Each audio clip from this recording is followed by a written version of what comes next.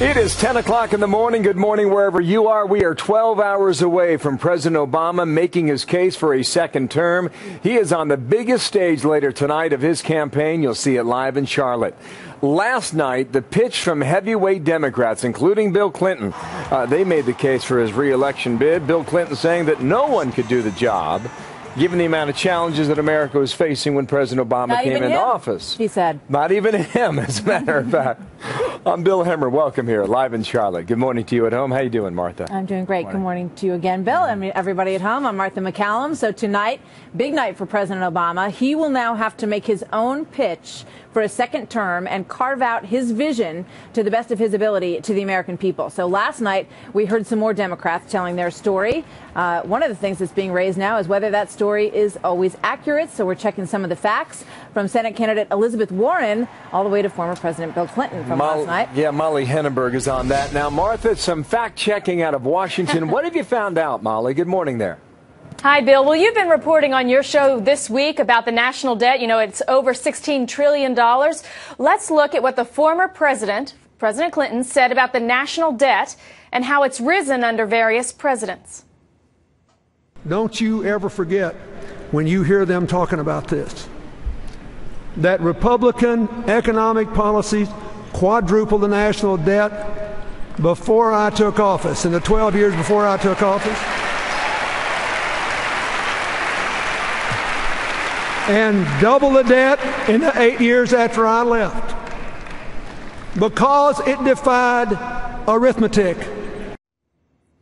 That's all mostly true, but it leaves out a key detail. Here's what it's true. From 1980, when President Ronald Reagan took office, to 1992, when President Clinton took office, the debt went up from $934 billion to $4.167 trillion, and that is more than a 4 times increase. Then from 2000, when President George W. Bush took office, to the day when President Obama came into the White House, the debt didn't quite double, as President Clinton said, but it went up 85%. Now, here's what President Clinton left out. He did not mention what has happened to the debt since President Obama took office. In 3 years and 7 months, the national debt has increased by $5.4 trillion. And that's about 2/3 of what Presidents Reagan, Bush 41, and Bush 43 racked up altogether. Bill and Martha? Before that, we heard from Elizabeth Warren. She's running for the Senate against Scott Brown in Massachusetts. What did you check on her, Molly?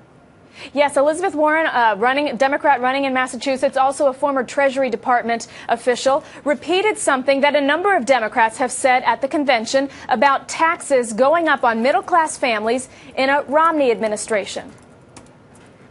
But for middle-class families who are hanging on by their fingernails, his plan will hammer them with a new tax hike of up to $2,000. Factcheck.org says this, quote, their comments are based on an August 1st report from the Tax Policy Center that concluded that it's simply not mathematically possible for Romney to lower tax rates across the board, as he has proposed, without losing revenue, which he's also promised, or shifting the tax burden to the middle class, unquote. The Romney campaign refutes that study, says it was done by a former Obama staffer, and Governor Romney has said repeatedly, including at the Republican convention last week, that he will not raise taxes on the middle class. Bill? Molly, thanks. Fact checking in Washington. Molly Hennenberg. Martha.